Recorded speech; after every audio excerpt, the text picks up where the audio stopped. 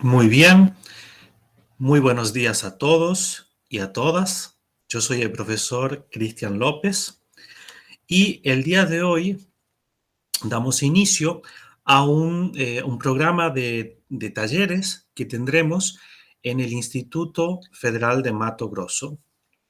Esos talleres, muy buenos días.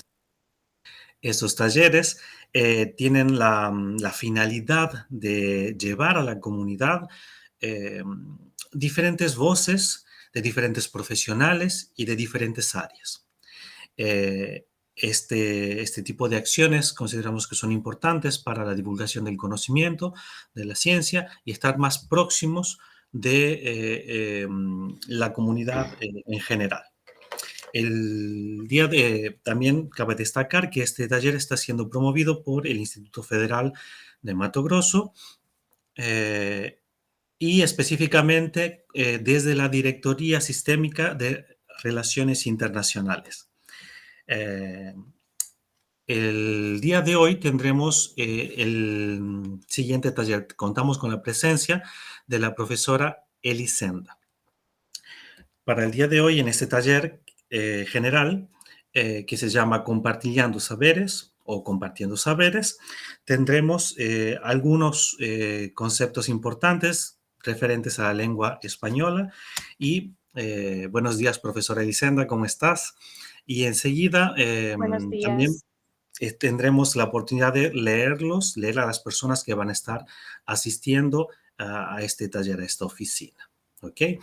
Antes de pasar la palabra para la profesora Elisenda, me gustaría comentarles eh, algunas breves consideraciones sobre la carrera y el perfil profesional de la profesora.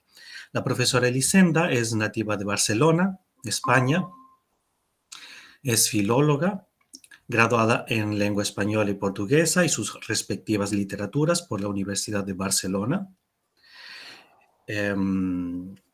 Posee una maestría en enseñanza de español como lengua extranjera por la Universidad Internacional de La Rioja.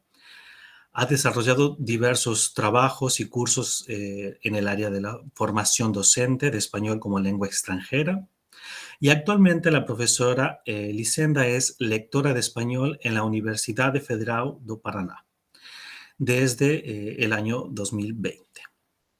Este tipo de acciones que está desarrollando ahora la profesora Elisenda, específicamente en el lectorado, son financiadas por la Agencia Española de Cooperación Internacional para el Desarrollo, ente dependiente del Ministerio de Asuntos Exteriores, Unión Europea y Cooperación del Gobierno de España. Muy bien, antes de pasar la palabra directamente para la profesora Elisenda en este taller, les recordamos que se dejará un link en el chat del canal para aquellas personas que realizaron la inscripción, por favor, lo completen para recibir el certificado y para contar la presencia. Es importante que preenchan ese formulario, por favor. Além disso, também é muito importante que todas as dúvidas que comecem a surgir no decorrer da fala da professora, vocês escrevam no chat e coloquem, por favor, desde que lugar estão participando nesta oficina, neste evento, para conhecer mais um pouquinho até onde estamos conseguindo ter contato com vocês. Bom, muito bem. Professora Elisenda, a palavra é sua. Muchas gracias, profesor Cristian. Muchas gracias a la Dirección de Relaciones Internacionales del Instituto Federal de Mato Grosso en Brasil. Es para mí un gran placer estar aquí compartiendo estos contenidos, ¿no? tan poco tratados, ¿no? en la aula de lenguas extranjeras o lenguas segundas, ¿no? Y compartir este tiempo con vosotros, ¿no?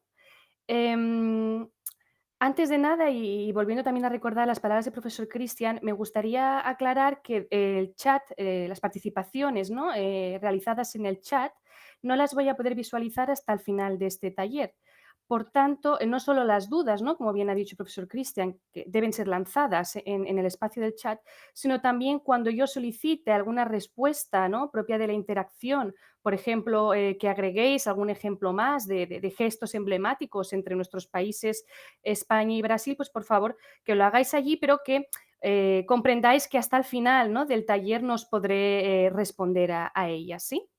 Entonces, a partir de aquí voy a proceder a compartir pantalla y a visualizar mi presentación. Un momentito.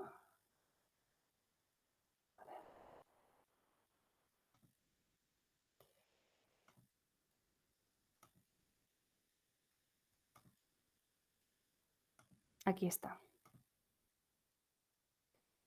Bien, ¿se visualiza correctamente la portada?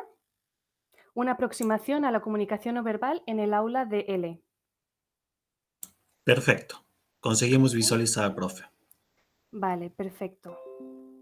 Bien, como bien se ha anunciado estos días, ¿no? Este taller irá destinado a una aproximación, como bien dice la palabra, una especie de introducción, ¿no? Al marco teórico, pero también al inventario, ¿no? En este caso, dentro de los signos no verbales que más predispuestos a la codificación dentro del lenguaje humano están disponibles, ¿no? Que son los gestos.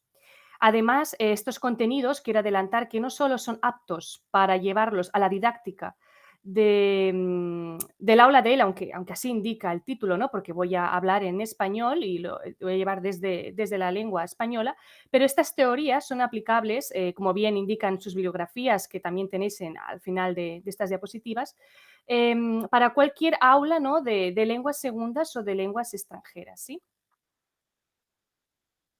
Asimismo, aprovecho este espacio, ¿no? Para recordar nuestra grabación, ¿no? De un café internacional emitida ayer en las redes sociales, tanto de Facebook como de Instagram, de la Dirección de Relaciones Internacionales del Instituto Federal de Mato Grosso. En ella explicaba un poco las funciones, ¿no? Del lectorado de la ECID, que es por el cual yo estoy destinada en la Universidad Federal do Paraná, en Brasil, pero también realizaba un pequeño adelanto, ¿no? Con algunos breves ejemplos de gestos emblemáticos entre España y Brasil, es decir, un spoiler. Quien esté interesado en visualizarlo, aquí le animo y a través de este enlace disponible, ¿no? Bien, he decidido también que es gracioso incluir, ¿no? Un avatar, ¿no? Eh, esta sería yo, ¿no? En avatar, que gestualiza, ¿no? Muestra con un signo no verbal una forma de comunicarse, ¿no? Que es un gesto, en este caso, de saludo o también para despedirse, ¿no? Entonces, si yo no usara la comunicación verbal, que es a la cual estamos más acostumbrados y más ha tratado, ¿no? En el ámbito de la enseñanza de lenguas extranjeras o lenguas segundas, podría tranquilamente, con el saludo, ¿no? Comunicar, ¿no? Acompañado sin ningún signo verbal. Así pues, como bien adelantábamos en la explicación de nuestro letrero informativo, ¿no? Para inscribirte, la justificativa, ¿no? Del por qué es importante incluir, ¿no? O tratar la comunicación no verbal en la enseñanza de segundas lenguas o lenguas extranjeras es principalmente, ¿no? Por unos datos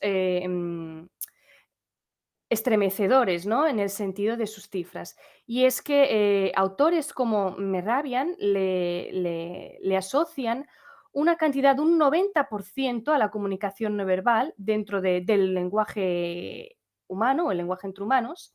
Y otro autor, Birswilstel, un total de un 65%. Y dentro de estos, la gestualidad, por eso ahí mi, mi- mi pesadez, ¿no? Mi insistencia luego más adelante en tratarlas de forma más pormenorizada, albergaría un total de un 55%. Eso es más de la mitad de la comunicación no verbal, ¿no?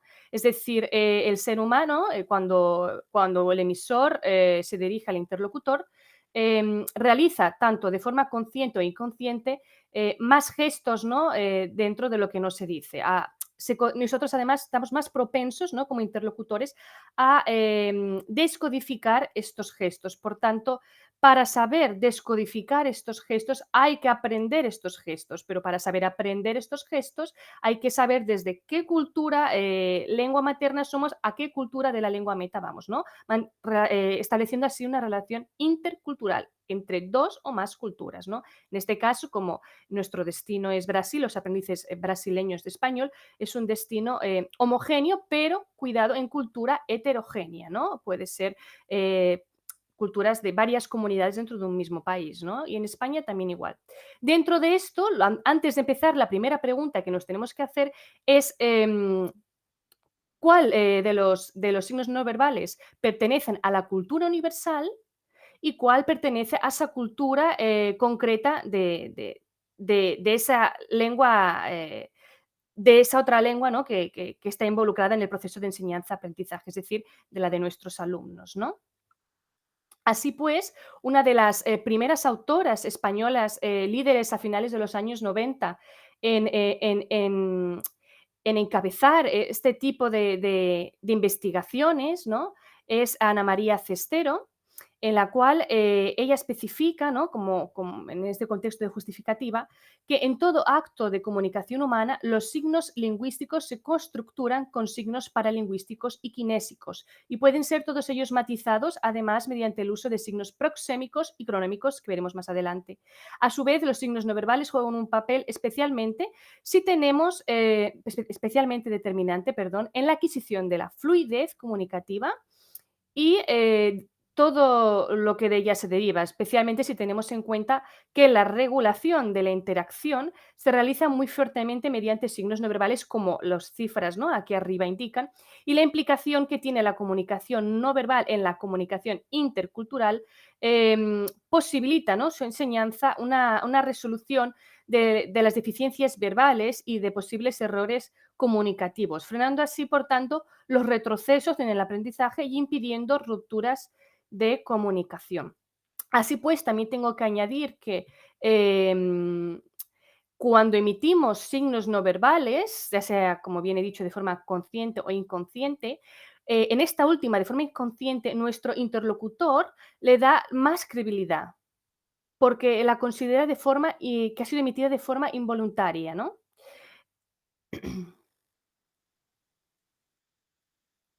Así pues, algunas de las funciones más principales, ¿no?, de los signos de los sistemas de comunicación no verbal son las siguientes, es decir, son plurifuncionales, es decir, que pueden ejercer más de una función en el mismo acto, ¿no? Entre ellas se encuentran el añadir o matizar información de un enunciado verbal.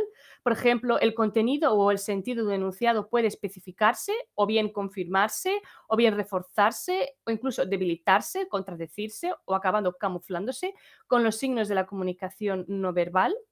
Em, por ejemplo, si yo digo ala, ¿no? Ala, ¿no?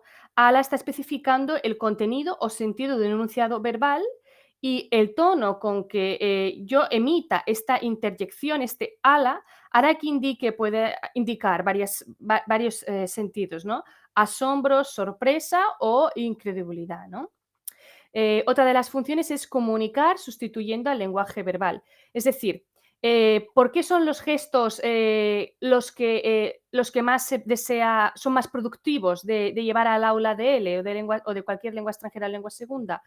Porque son los que más susceptibles a codificar estamos, ¿no? Y porque tienen mayores correspondientes verbales, ¿no? Por tanto, se puede indicar un correspondiente en lenguaje verbal a esa imagen, ¿no?, que tenemos de ese signo no verbal.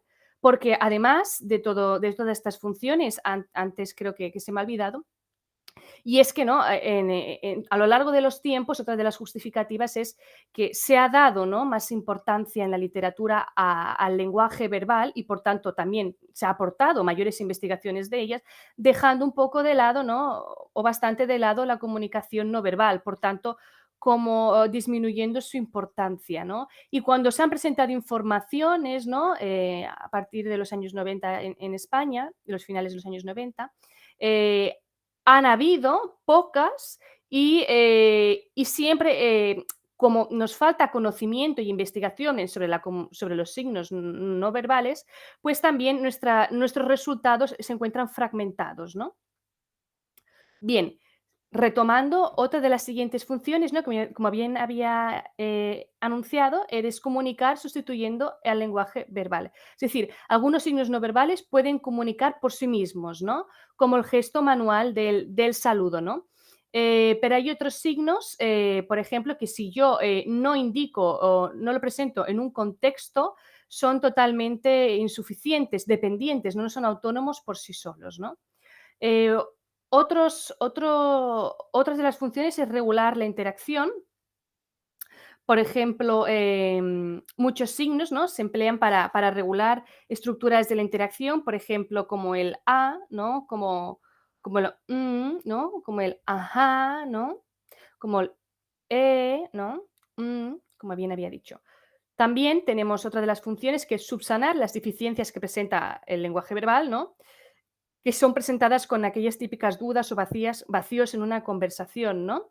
Entonces, esto se puede denominar como una estrategia de compensación, ¿no? Dentro, por ejemplo, de la expresión oral.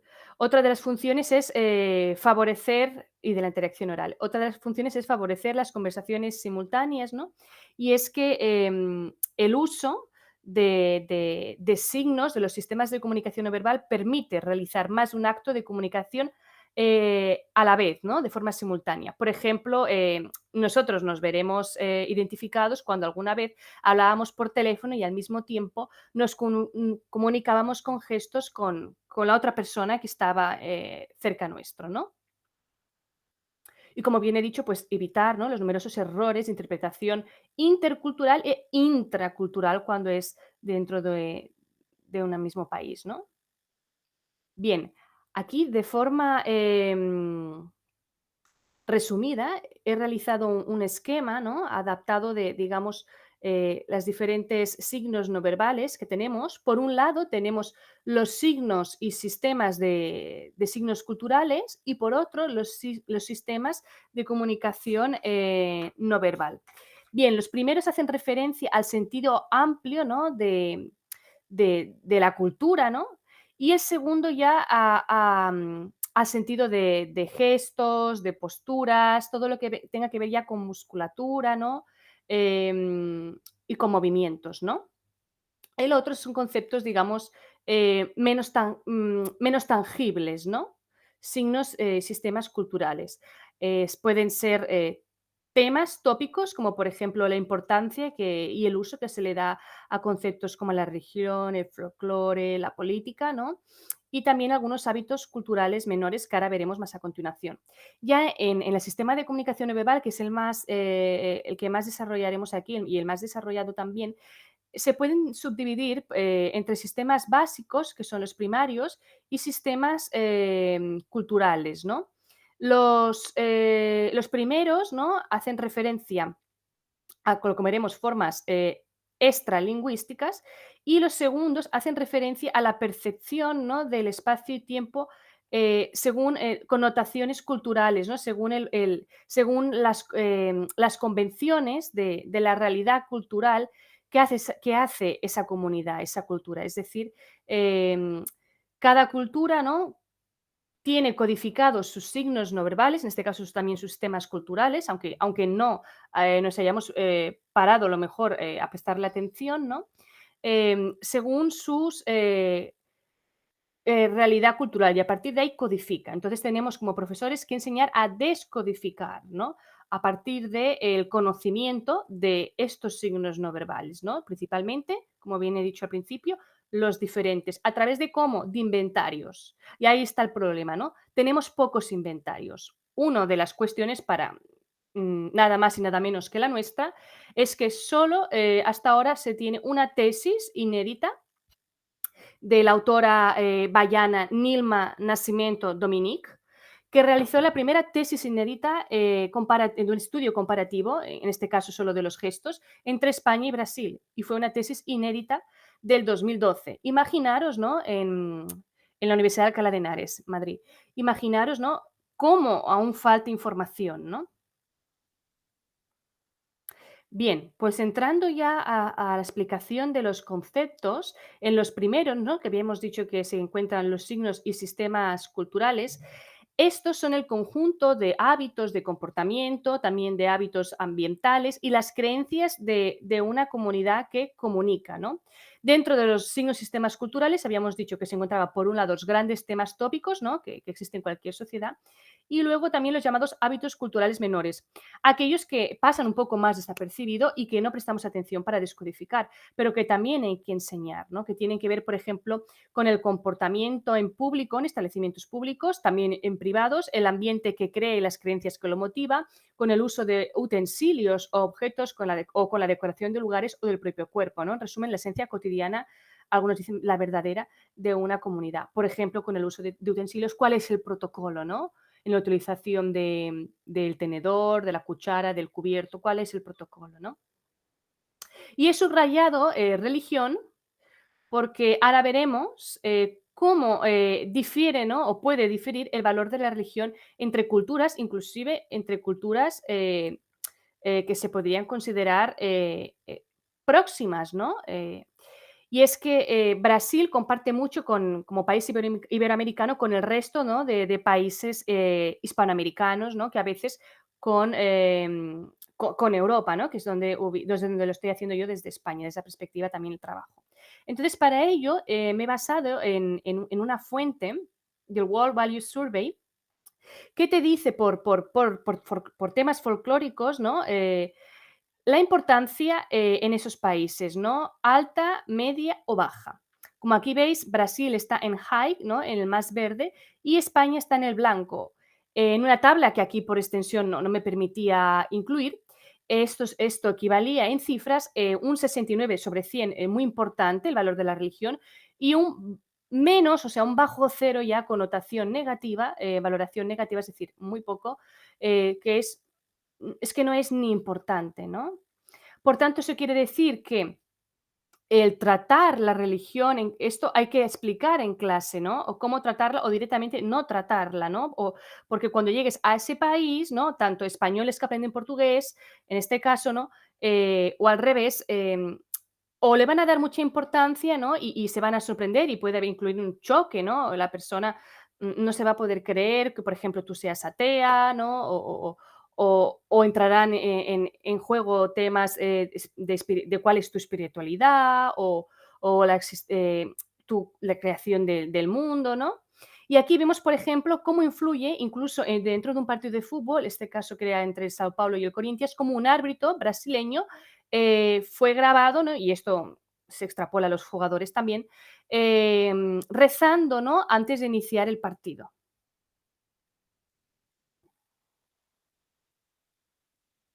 Bien, ya entrándonos a los sistemas de comunicación no verbal, encontramos por un lado el sistema paralingüístico y el sistema kinésico como formas primarias, ¿no?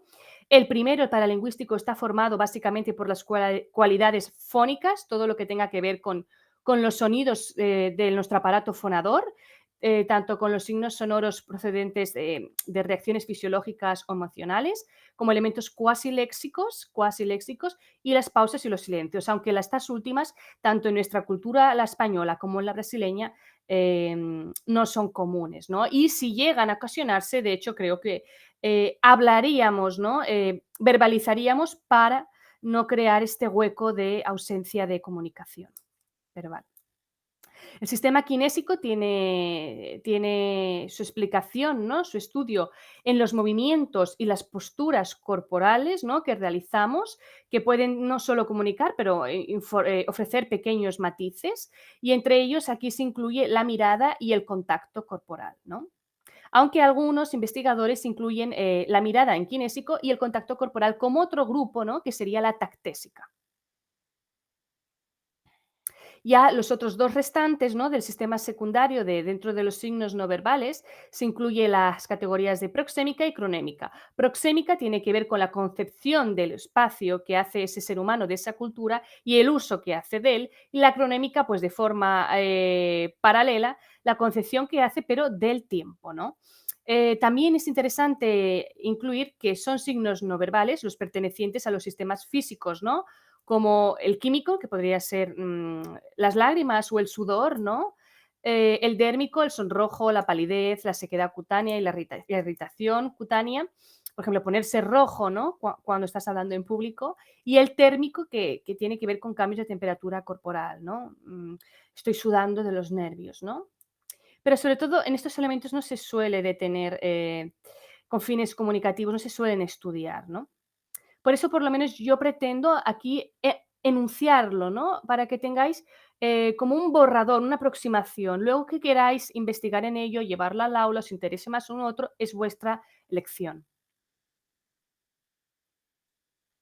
Bien, el paralenguaje, ¿no? Ahora, yendo específicamente, es, como habíamos dicho, un signo del sistema no verbal eminentemente de carácter fónico y que además aparece normalmente junto a los elementos cinésicos, ¿no? De movimiento muscular, ¿no? Entonces, tenemos aquí las cualidades fónicas, como hemos dicho, entre el tono, el timbre, la intensidad, los tipos de voz, ¿no? Susurrante, chillona, entrecortada, ¿no? Y eso nos podrá comunicar qué le está ocurriendo a la persona, unido también al mensaje verbal o aportando matices. Por ejemplo, tenemos aquí, me gusta mucho, ¿no? Cuando recibí un regalo, puede decir como en forma de gracias, gracias y me gusta mucho. Pero atención, si tú te quedas mirando, ¿no? La expresión, no solo la expresión, sino el tono con cómo ha expresado verbalmente este me gusta mucho, podemos acompañarlo del paralenguaje. Y es que analizar su tono de voz puede darnos una información distinta a la ofrecida por la verbal. Es decir, puede decirte me gusta mucho, pero el tono, me gusta mucho. Sí, mm, lo voy a abrir. Entonces, das a entender que estoy verbalizando una cosa que contradice a la que me estás comunicando con tus cualidades fónicas, con tu sonido, ¿no? Otras reacciones son las fisiológicas, ¿no? Que puede ser como la tos, el bostezo, pero incluso el eructo, ¿no? Y emocionales como el llanto o la risa, ¿no? La risa es muy productiva porque además de calificadora de enunciados, ¿no? De estar de acuerdo, desacuerdo, también puede ser demostrar nervios, ¿no? O incluso para responder a anécdotas o sucesos graciosos o incluso para rebajar, suavizar algún error, ¿no? A través de una risa, sonrisa. Los elementos cuasi léxicos, ¿no? También pasan desapercibidos y los usamos de forma, yo creo que casi inconsciente, ¿no? Se trata de vocalizaciones y consonantizaciones de escaso contenido léxico, pero con gran valor funcional y productividad en las actividades cotidianas, ¿no? Por ejemplo, las interjecciones "ay", ¿no? "ala", las onomatopeyas, ¿no? "Guau", que lo haría "guau", ¿no? Como "wow", ¿no? Cuando para decir un beso, ¿no? "Mua, mua", cuando suena un sonido, ¿no? Por ejemplo, de la puerta, "ring, ring", ¿no? O un timbre del claxon de un vehículo, ¿no? Pi, pi, ¿no? Y también emisiones sonoras con nombre propio, ¿no? Que como son chistar, silbar, lamer, roncar, resoplar. Y otros sonidos, ¿no? Como ps, ¿no? Que en Brasil sería psiu, como ñam, ñam, ¿no? Que sería ñami, ñami, ¿no? En portugués brasileño. Uf, ¿no? Que puede ser como de adverbio de cantidad muy, ¿no? Muy cansado, por ejemplo, con connotación negativa normalmente, que a veces en Brasil puede ser como ufa, ¿no? Y luego también tenemos las pausas y los silencios, que como bien he dicho, en nuestras culturas, que son culturas abiertas y de contacto también, no suele ocurrir, ¿no? El silencio por lo menos. Y las pausas, para que sepáis un criterio científico, se dice que es una pausa que también comunica si dura entre 0 y 1 segundo y si supera 1 segundo ya es un silencio, ¿no? Las pausas funcionarían como regulador en el cambio de turno, en una conversación, en un diálogo, o mostraría un cambio en el tipo de acto comunicativo verbal. También puede indicar reflexión, ¿no? Y los silencios, ¿no? se deberían, ¿no? Se producen cuando se debe a fallos, ¿no? En el cambio de turno, no está bien organizado el cambio de turno en la interacción, o no respondemos porque no tenemos nada que aportar, porque le damos la razón al enunciado anterior, ¿no? Son confirmadores del enunciado previo. Bien, la kinésica es la que da más juego, ¿no? En nuestras clases, principalmente por los gestos, ¿no? La kinésica, o también llamada cinésica, con C, es la que estudia la comunicación o matización, porque no siempre se descodifica del mismo grado, ¿no? Hay otros que se descodifican más y otros menos, ¿no? De los enunciados que se produce a través del movimiento, la postura corporal, la mirada y el contacto corporal, es decir, todo aquello que desde nuestro organismo implica movimientos musculares. Como bien he dicho, dentro de la comunicación intercultural, que es el tipo de relaciones que van a ocurrir cuando viajen nuestros alumnos brasileños o tengan contacto con un hablante de la lengua española, con un hispanohablante, es la gesticulación, porque como había adelantado, son los que más se prestan a codificación dentro del lenguaje no verbal. Entonces, aquí encontramos los gestos, ¿no? Que pueden clasificarse, según Ana María Cestero, en faciales y en corporales, ¿no? Los faciales, pues, como bien imagináis, son los realizados a través de los ojos o las cejas, o entre ceja y el ceño, la frente, los labios, la boca, la barbilla, los pómulos y la nariz. Y los corporales, pues, comprenderían desde la cabeza, los hombros, los brazos, las manos, pero también cualquier parte del cuerpo, los dedos, las caderas, las piernas, incluso los pies, ¿no? Y la combinación de ambos, gestos faciales y corporales, es muy frecuente. También dentro de la categoría de la kinésica, también se estudian, ¿no? Y se analizan las maneras, como formas, ¿no? De hacer. Es la forma de cómo se hace estos movimientos, esta toma de posturas y en general en la realización de actos no verbales. Por un lado, también existen las formas de gestos y posturas más convencionales, por ejemplo, los gestos para saludar o despedir, ¿no? Levantando el brazo con los dos dedos juntos o separado, que lo utilizan los españoles y también la comunidad brasileña, y por otro, los que refieren a ciertos hábitos de comportamiento cultural, ¿no? Como es la forma, aunque pueda parecer irrisorio, ¿no? La forma de ir sentado o de ir en pie en un medio de transporte público puede informarnos de elementos, matices culturales, la forma de comer o de comportarse, ¿no? En un bar, la de caminar con otra persona por la calle, ya sea de la mano, puede ser del brazo, cogidos por la cintura, con las manos sobre los hombros, ¿no? Y la sociolingüística también. Por ejemplo, yéndonos más lejos, en la India, entre amigos, es, eh, es común, ¿no? Que se den la mano, ¿no? En nuestras culturas, la brasileña y la española, no, se daría la mano, pues, una pareja, ¿no? Y en otras culturas como, sobre todo las orientales, que serían las más distantes, ¿no? Las más extremas de no contacto, como ejemplo, por ejemplo, la china, la coreana, la japonesa, no dan besos, ¿no? Entre relaciones, jerárquicas de confianza de primer grado. De hecho, en China, en los años 70 estaba prohibido incluso, besarse en público, y hoy en día, sigue estando, creo que prohibido incluso entre parejas casadas, ¿no? Por ejemplo, en Irán también. Las posturas hablan sobre las posiciones estáticas del cuerpo que comunican ya sea activa o pasivamente. Por un lado son gestos cuyo significado varía según la posición final adoptada, y por otro funcionan como signos también autónomos independientes, como es el caso de estar sentado, ¿no? Pues por ejemplo puedo estar sentado con las piernas cruzadas, con las piernas ligeramente dobladas, o con las manos unidas en el regazo y con el tronco recto hecho hacia adelante, con los brazos cruzados a la altura del pecho o con las manos entrelazadas en la nuca. Si yo estoy con las manos entrelazadas en la nuca, de forma universal, ¿no? Se va a entender que voy a descansar, ¿no? También otra de las posiciones estáticas del cuerpo que a mí me han comunicado es que, por ejemplo, he visto diferencia entre España y Brasil, que en Brasil van más erguidos, ¿no? La espalda es más recta, ¿no?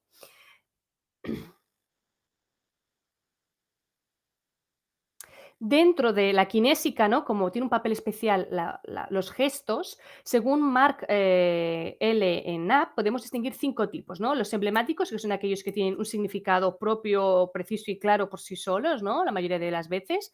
Los ilustradores, que son aquellos que acompañan nuestro discurso para aclararlo de alguna medida, que esto podría ser, por ejemplo, el entrecomillado, ¿no? Cuando hacemos con las manos el signo de entrecomillado a la vez de que comunicamos verbalmente. Las muestras de afecto, ¿no? La cara, el cuerpo puede mostrar muestras de afecto, aunque ese tipo de gesticulación no está sometida a la misma codificación que el resto, ¿no? Como los emblemáticos. Los reguladores, que son elementos auxiliares en una conversación y muestran pautas como la indicación de continuar el discurso, la indicación de que repitas la idea, ¿no? O reformular. Y los adaptadores, por último, que son gestos de distinto tipo, ¿no? Que están direcciones a múltiples acciones. Em, Pueden destinarse a dominar los nervios, a realizar contactos sociales y, por ejemplo, tener un bolígrafo en las manos como forma para relajar la tensión mientras se realiza una presentación, pues es un ejemplo de gesto adaptador. Bien, dentro de los signos secundarios, habíamos dicho que teníamos la prosémica y la cronémica, ¿no? La proxémica, hacía relación, recordemos, al concepto del uso del espacio, ¿no? Y la percepción que tienen sobre ella los propios hablantes, que muchas veces propios hablantes no tenemos esta percepción, ¿no? Por eso de ahí es muy importante la elaboración de inventarios, porque es casi un saber enciclopédico incluso para los propios nativos, ¿no? De esas lenguas, de esas culturas. Pues tenemos por un lado, por ejemplo, las conceptuales, que hacen referencia al concepto de espacio que tiene una cultura en cuanto si es algo concreto o abstracto, material es tangible, no tangible, y por qué, la distribución del espacio, ¿no? Cómo se distribuyen urbanísticamente las calles en España y en Brasil. Son distintas, ¿no? También la de los parques, ¿no? ¿Cuál es cuál es en la acción humana el espacio en el sentido de cómo estructuran su repercusión, por ejemplo, en el día a día en cuanto a mantener una fila, el respeto de espacios prohibidos o privados, ¿no? El orden y el desorden de la colocación de objetos, ¿no? Por ejemplo, eh, dentro del espacio también tiene valores culturales, que es el de dejar, ¿no? A las embarazadas y a la gente mayor sentarse, ¿no? Aquí es preferente, pero no es tan común verse como por lo menos yo he visto en Brasil.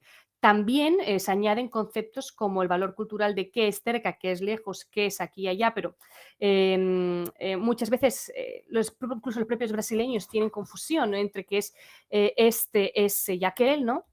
Al traducirlo a nuestro este y es y eso, ¿no?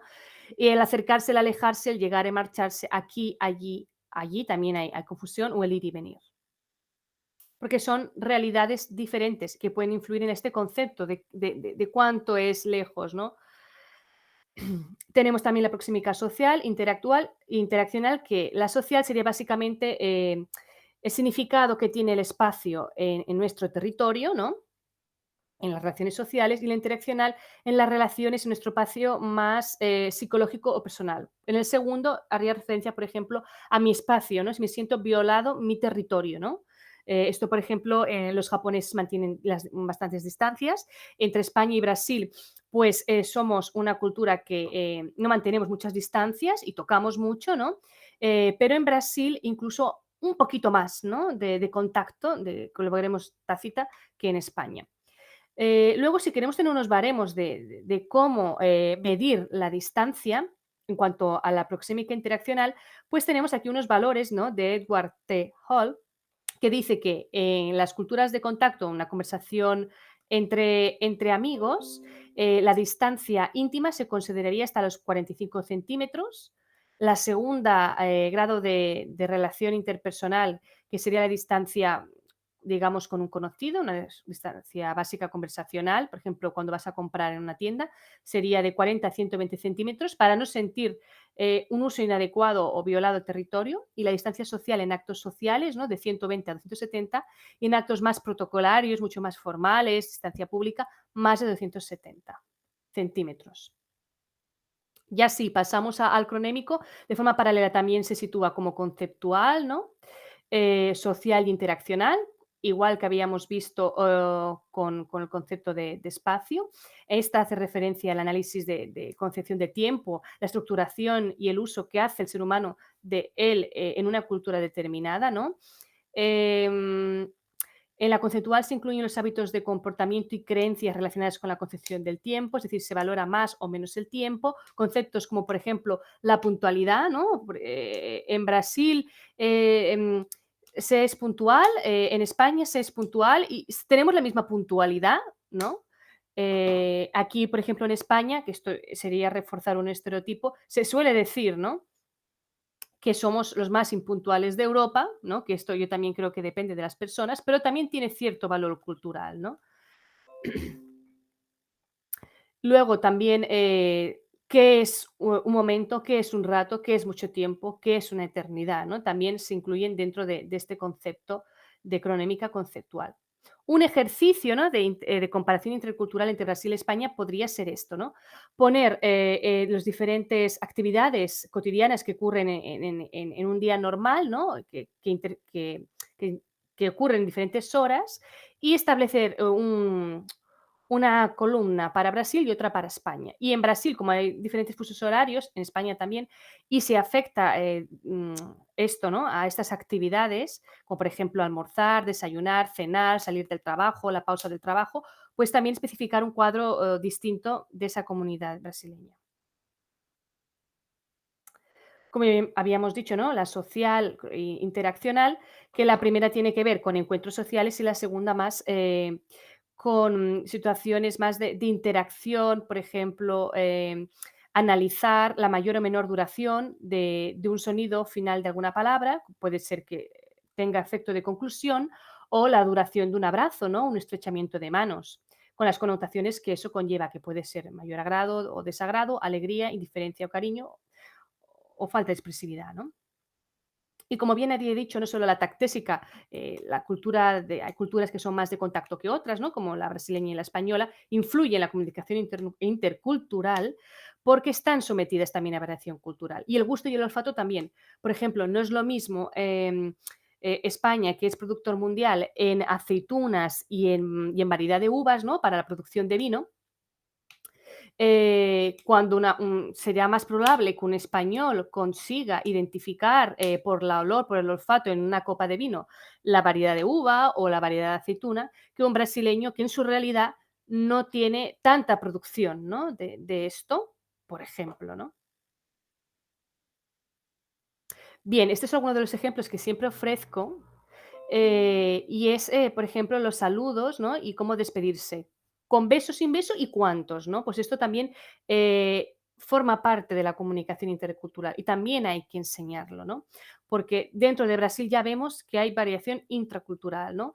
En nuestros estados, en Paraná es un beso, en Mato Grosso es un beso también, pero en algunas zonas, sobre todo en el nordeste, son dos, ¿no? Como Pernambuco o incluso Sergipe, tres. Pues en España son dos y en la mayoría de Latinoamérica es uno, ¿no? Y alguna vez entre hombres, como zonas como Argentina, algunas provincias de Argentina, Chile, Uruguay, es entre los hombres los dos besos, ¿no? Entonces, cuidado con estas, con estas comunicaciones, ¿no? Porque estás comunicando también. También es interesante dentro de esa tesis inédita que comparaba los signos no verbales en cuanto a gestos emblemáticos España-Brasil, este inventario realizado por Nilma Nascimento, que lo había nivelado según funciones y según niveles del plan curricular del Instituto Cervantes. Es el primero que tenemos de ello. Ella aquí, para los profesores, ¿no? Que quieran realizar actividades, aquí ven qué funciones comunicativas, por ejemplo, identificar o localizar personas, objetos, lugares, sucesos, describir objetos y cantidades, referirse a acciones y actividades cotidianas sencillas, ¿no? Cabrían en un nivel u otro, ¿no? En ABC. En este caso, en usuario básico, por ejemplo, el de saludar estaría incluido aquí, en el A, en usuario independiente. Incluiría todavía información general, como la anterior, pero ya empezaría con las descripciones, con actitudes, sentimientos y estados intelectuales, ¿no?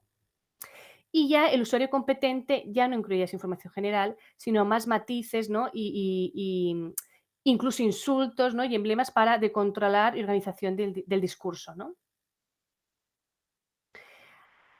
Bueno, aquí ya estoy acabando y para acabar he realizado con mi propia, con mi propia imagen, ¿no? Un, he realizado un muestrario visual, ¿no? De algunos de los emblemas gestuales españoles y brasileños. La clasificación realizada por la anterior autora mencionada, por Nilma, involucró le conllevó a varias distinciones de clasificaciones, ¿no? Que ella al principio algunas sabía como hipótesis y otras no. Y es que encontramos algunos emblemas que son idénticos, otros que son semejantes, pero no idénticos, otros que son, comparten, ¿no? Son polisémicos, comparten varios significados, pero una de las variantes de significado no, hay variantes dentro de los gestos, ¿no?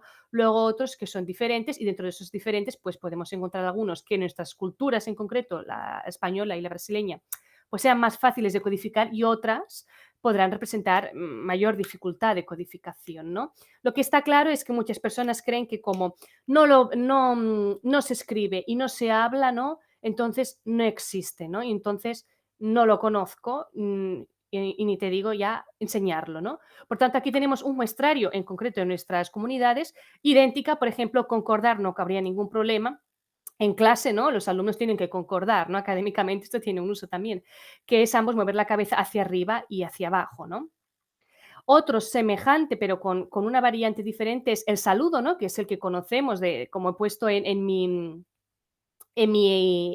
avatar, ¿no? Al principio, que es el saludo, ¿no? Con ese gesto horizontal, pero tenemos una variante que tanto brasileña y española. En España podemos también cerrar la mano, que sobre todo se hace a los niños, de forma cariñosa o entre ellos también, y el gesto del hang loose, ¿no? Norteamericano, ¿no? Que sirve para saludar y despedirse, como veis en la imagen. Algunos emblemas diferentes, ¿no? To- Totalmente, pero bueno, que se podrían también interpretar, es entre un español y un brasileño, o sea, es decir, serviría para un español que está aprendiendo portugués como lengua extranjera también, y viceversa, hablar mucho, ¿no? Hablar mucho, en español pondríamos la mano delante de la boca, como si fuera la boca de gestualizando con la mano como si fuera la boca de un pato, abriendo y cerrando de forma ininterrumpida. En portugués solo se colocaría un dedo y se señalaría o tocaría directamente el labio en la boca, seguido de formas circulares repetitivas con este dedo índice. Otro en la misma línea diferente sería el de comer, ¿no? Un hecho tan básico, ¿no? Como por ejemplo, en un restaurante, ¿no? O cuando se viaja haciendo turismo. Y es que en español, para comer, hacemos el signo con el dedo pulgar y los cuatro siguientes dedos, ¿no? Apiñados juntos, llevándolos hacia la boca. En cambio, en Brasil se utiliza la palma de la mano entera y se mueven todos los dedos, excepto el pulgar que queda, digamos, hacia afuera. Otro también diferente, que ya he comentado algunas veces en mis conferencias, es el de irse, ¿no?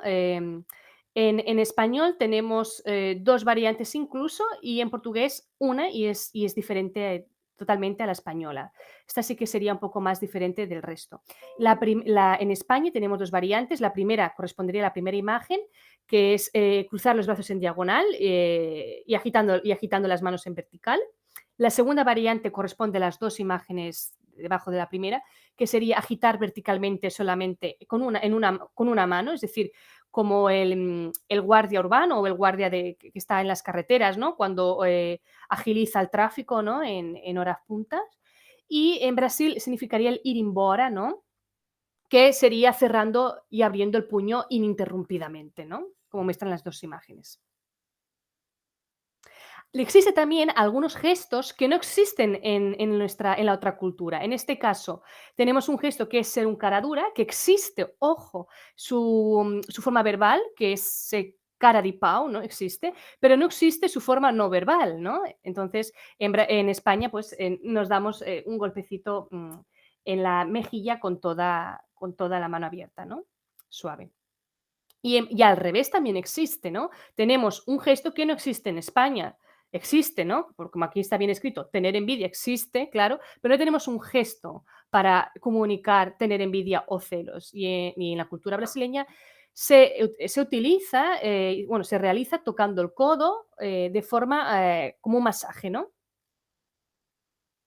Bien, hasta aquí es todo. Aquí tenéis un poco de las referencias bibliográficas citadas o leídas de forma pasiva y me gustaría destacar, em, por si no deseáis comprar, ¿no? Para que tengáis de forma gratuita aparte de algunos de los artículos que menciono, acá junto el enlace, sino diccionarios, ¿no? Por ejemplo, este novedoso de 2020, que presenta un enlace de la Universidad de Alcalá de Henares, titulado Diccionario Audiovisual de Gestos Españoles, muy interesante.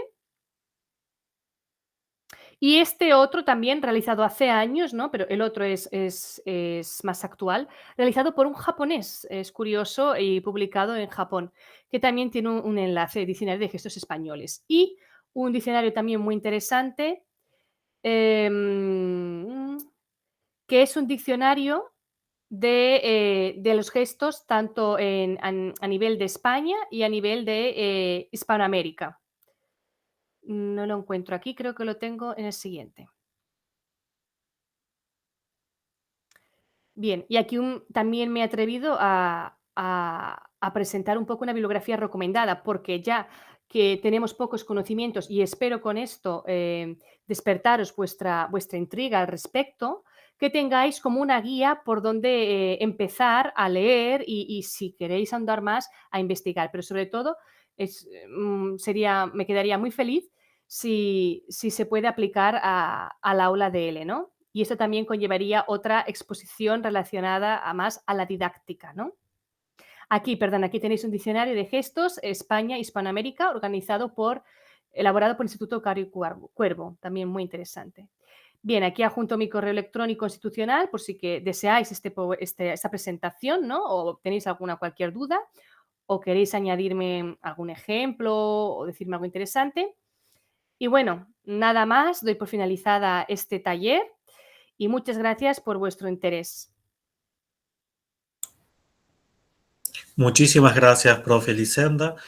Con, con toda seguridad puedo decir lo siguiente, que realmente conocer un poco más sobre ese tipo de aspecto cultural en la comunicación es fundamental, porque realmente vemos que la enseñanza y el aprendizaje de una lengua no se puede basar únicamente en un aspecto gramatical, por ejemplo, y sí es importante entenderlo como dentro de un contexto cultural amplio. Y como comentó, la importancia de entender que eso también sucede en nuestras lenguas, ¿no? En la lengua española, en la lengua portuguesa, y que muchas veces se deja de lado ese tipo de información y de conocimiento, ¿no? Se desconoce, mejor dicho. Porque, por ejemplo, si pensamos en la lengua italiana, una de las primeras cosas que uno va a ver cuando comienza a estudiar italiano es que culturalmente se utilizan las manos y los gestos, pero poco de eso se sabe, por ejemplo, a la hora de enseñar portugués para extranjeros o español para extranjeros, ¿no? Muy bien, como ya Ujú. estamos finalizando en el tiempo, nuestro tiempo en la transmisión, eh, me gustaría comentar algunas preguntas que hicieron en el chat. Una no es una pregunta, pero sí es un saludo, que es de la señora Dilia Celeste Martínez. Felicidades, Elisenda, muy buenas ideas. Daniele dos Santos eh, coloca lo siguiente, cito, he mirado el café y has dicho que has venido a Brasil. Entonces, ¿cuál lenguaje no verbal es el que más te ha gustado en Brasil y cuál es el que menos te ha gustado? Ajá. ¿Cómo se llama, perdón, el interlocutor? Daniele Daniel. dos Santos. Ujú. Daniel, pues el que más me ha gustado, me ha parecido curioso por su velocidad, ¿no? Fue el que aprendí en Pernambuco, ¿no? Que fue mi primer contacto con territorio brasileño, y es cuando quería decir algo como muy rápido, que hacía un chasquido, ¿no? El dedo pulgar y este dedo y muy rápido, ¿no? Muy rápido, y agitaba la mano de forma acelerada, ¿no? Como y fue muy rápido. Y hacían además el gesto así, y con una expresión en la cara, la acompañaban con unos ojos encendidos como platos, y así muy acelerado, ¿no? Y yo pensé, mm, yo te entiendo, porque, ¿no?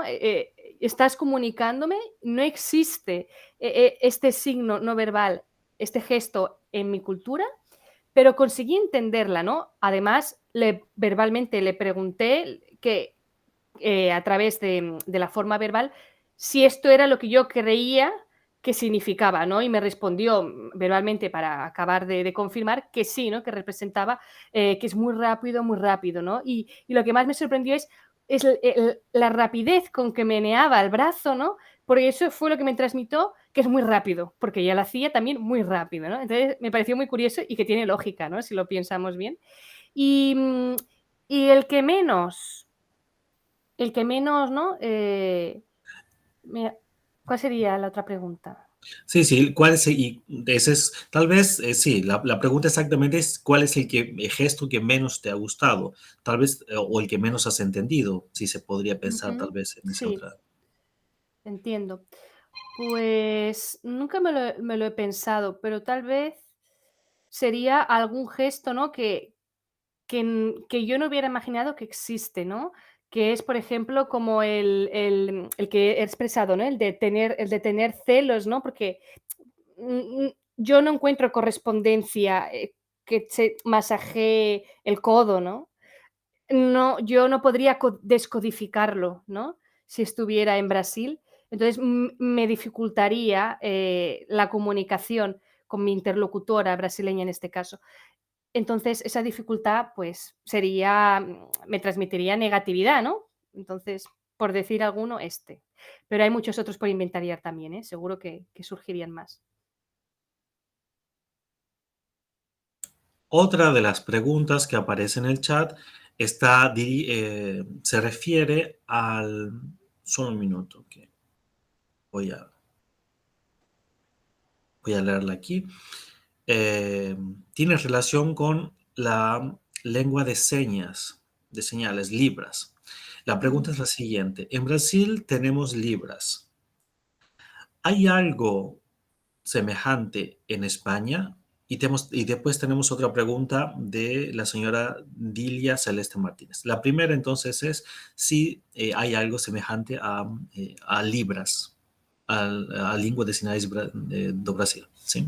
En España. Sí, tenemos la lengua de señales también, eh, española, ¿no? Lo que pasa que la diferencia con Brasil es que no está recogida en nuestra Constitución, en el sentido que su enseñanza no es oficial. En Brasil sí que es obligatoria, ¿no? Aquí, lamentablemente todavía no, es un problema de inclusión, ¿no? Bueno, que afecta a la inclusión, pero sí que es cierto que con la gestualización, ¿no? Con los signos no verbales, acercamos también a personas, ¿no? Esto también me gustaría haberlo mencionado, sordas, ¿no? O sordomudas, ¿no? En este caso sordas, porque con los gestos comunicamos y ellos entienden estos gestos, ¿no? Porque son utilizados por la comunidad sorda y no sorda. Entonces, también estamos incluyendo, ¿no? Estamos acercándonos a esta comunidad. De hecho, en la bibliografía tenéis citado en Bibliografía Recomendable un grupo de investigación de la Universidad de Vigo que está enfocado en investigar la lengua de señales en el ámbito hispánico pero de España y, invitaron, ¿no? A profesores universitarios de comunicación y cultura para hablar de cómo tiene relación los signos no verbales con la lengua de señales también. Y de hecho tenéis el enlace, que es un vídeo de 20 minutos en bibliografía recomendada. Perfecto, muchas gracias, profe. Otra cuestión aquí, eh, voy a leer las dos, ¿sí? Dile Celeste Martínez comenta lo siguiente. Cara dura es algo muy de España. Incluso en países hispanohablantes como el mío, eso no se utiliza. Y la pregunta ahora, la siguiente pregunta que hace Dilia es lo que voy a leer a continuación, perdón. Entonces, en España, ¿cómo representan que algo es muy rápido? Ese gesto también lo usamos mucho en Honduras. Respecto al codo, nosotros nos tocamos el codo para decir que alguien está caño. Mm. Pues respecto, Dilia, a Caradura, yo no conocía que es algo muy de España. Es que Dilia, ella es de Honduras y claro, nos hace una aportación muy interesante como otra realidad, ¿no? Hispanoamericana, ¿no? Porque Cristian, tú eres argentino, ¿no? Entonces, Dilia, muy interesante que digas esto porque yo no lo sabía, que Caradura no se utiliza en Hispanoamérica, ¿no? De hecho, te pregunto, ¿no? ¿Cuál sería el equivalente allí? Y en cuanto al gesto, ¿no? De enérgico de mucho, ¿cuál tendríamos? Pues no tenemos. Ahí está, es que no existe correspondencia. Solo podría, descodificártelo a través del lenguaje verbal, pero no del lenguaje no verbal. No tenemos ahí. Tenemos un vacío, ¿no? Como algunos de los ejemplos que había dicho, que no tenían, ¿no? Correspondiente. Y el otro ejemplo, el de tocarse el codo, vosotros habéis dicho que es con la mano. Ay, no, perdón, tocarse el codo es que es para tacaño, ¿no? Sí, ¿no, profesor Cristian? Pues aquí para tacaño, decimos que es de puño cerrado y la imagen del gesto, es el puño cerrado. Se dice, es que es agarrado, ¿no? Es que es tacaño, ¿no? Pero si no la acompañamos, con elemento verbal, hacemos, ¿no? Y el otro ya entiende, ¿no? Que es de puño cerrado, ¿no? Entonces, también muy interesante que vuestro este gesto de aquí, ¿no? Para Honduras, ¿no? Y creo que tal vez alguna zona más de Hispanoamérica o países vecinos, sea con significado de tacaño. Es muy interesante, porque, en Brasil, ¿no? El gesto de tacaño, que sería mão de vaca, ¿no? Mano de vaca traducido, aquí no se dice mano de vaca. Ahora mismo no sé cuál sería el gesto para correspondiente de tacaño. No sé si alguien lo quiere aportar. Muchas gracias, Dilia. Em, muchas gracias por la respuesta, profe. Carla Cuña dice lo siguiente, muy interesante este taller, muchas gracias a todos. Weberton Aparecido, que nos escribe desde Cuyabá, dice lo siguiente, dijiste que hubo un periodo en el cual los gestos no eran reproducidos en la literatura. ¿Es posible que eso esté relacionado con considerarlos como algo popular?